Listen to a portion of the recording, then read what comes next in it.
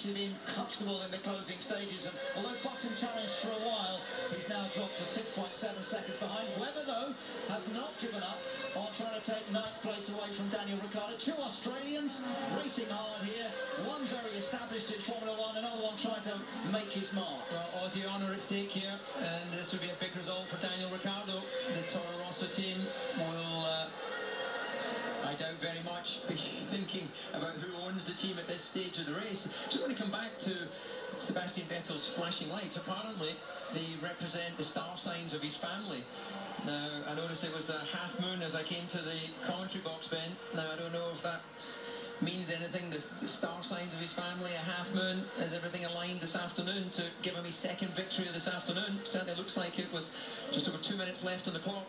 Yeah, it's looking good for Vettel, but Mark Webber still, even in that DRS zone, he's not really able to close the gap to Daniel Ricciardo, who's driving beautifully well here.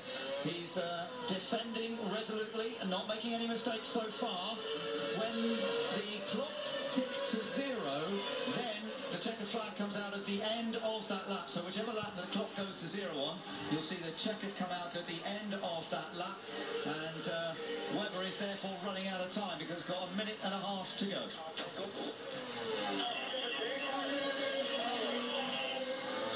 Loss of power. We'll look at the data. It's not getting any better for Williams, is it? His last lap time was some 6 seconds slower than those around him. A loss of power. Meanwhile, Sebastian Vettel, and he's up at the top part of the corner. The clock will tick to 0, I think, on this lap. So this will probably be the final lap of the race for Sebastian Vettel. And it's amazing to think, double world champion as he is, and that dominant season last year, David, this will only be his second victory of 2012, if all goes to plan here.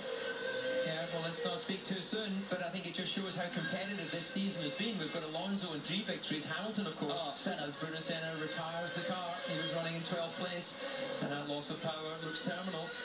And yeah, this victory will bring Sebastian Vettel up alongside Mark Webber and Jenson Button on 2 victories apiece. So still one away from our championship leader and Lewis Hamilton. What could have been for him this afternoon, but that's racing. You could have said the same for Sebastian Vettel in Valencia. He was running away with the race there when he had mechanical troubles.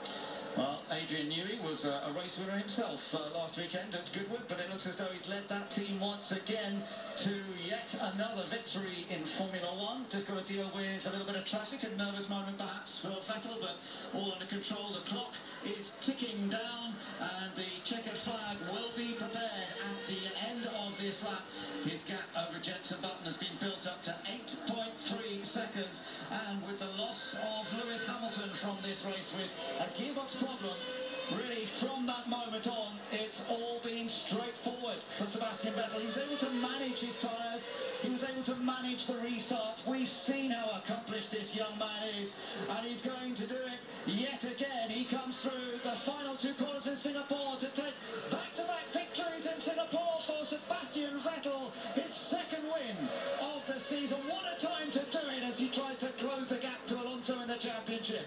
Jenson Button finishes in 2nd position and looks back at that non-finish in Monza now, and that must hurt even more. But Alonso once again picks up a podium finish, his 81st podium finish for Fernando Alonso. He's still racking up the points, but here Sebastian Vettel has taken the 4th Red Bull win of the year, 2 each now, Mark Webber and Sebastian Vettel.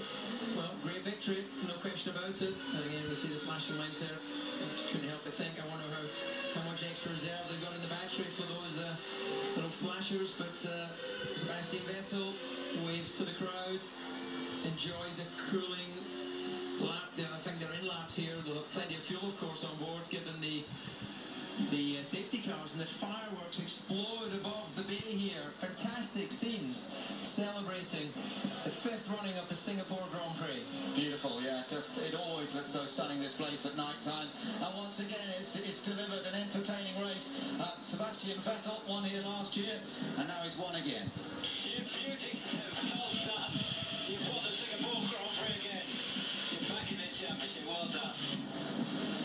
Top job, top job.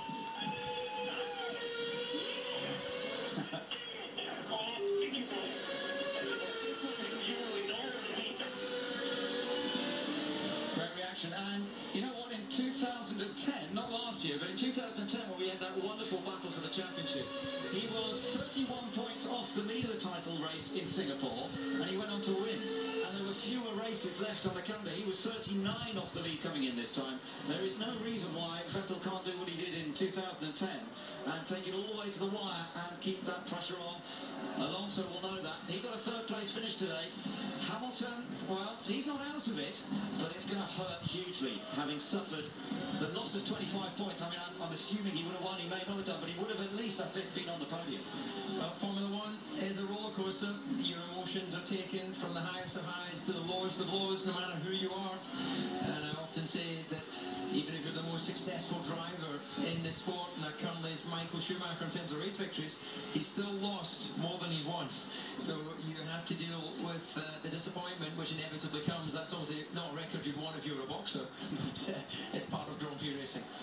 So, 23rd career victory for Sebastian Vettel, and that matches Nelson Piquet Senior now. So, Nelson Piquet, a winner also of some 23 Grand Prix, and Sebastian Vettel doing it at such an important time. There's been 9 Grand Prix have taken place this year since his last win, but just look at that. The fireworks over Singapore, fireworks today for Sebastian Vettel, although he stayed out of trouble, he looked after the car, he looked after the tyres. Disappointed yesterday with his qualifying, only managed third on the grid, made a good getaway of course, that certainly helped him. He was Lewis Hamilton's closest pursuer in those early stages.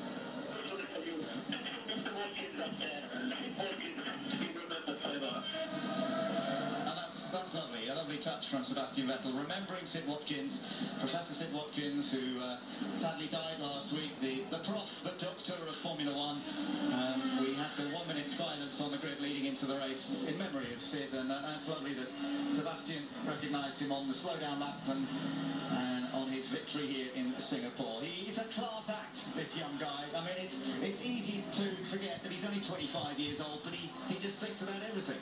Well, I think that's the key element there. Is not just a fast racing driver. We've seen many of those over the years, but he is very respectful of the history of the sport, and to take time out there to recognise a much loved figure in this sport as he then stands and shows that famous finger. Fans of Sebastian will love to see it. Those who would rather have seen another winner will probably look away at that point, but there's no question that he was on his way for a podium irrespective of the issue that Lewis Hamilton had, and he strokes his car. Probably pretty hot, that engine cover after 2 hours of Grand Prix racing.